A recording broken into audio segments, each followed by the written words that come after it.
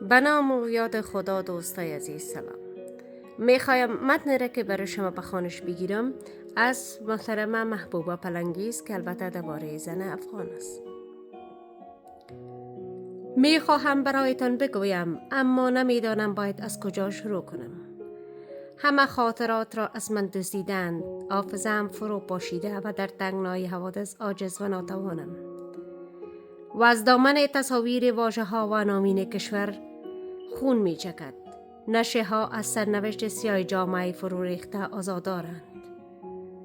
البته در اصطلاح جهان درفش سیاه بدبختی بر روی ما زنان سایه افکنده است و امروز کشورم نماد از زندگی برباد رفته هزاران خانواده است و رد پا و جاپایی برای بازگشت فرزندان آواره‌ام باقی نمانده است.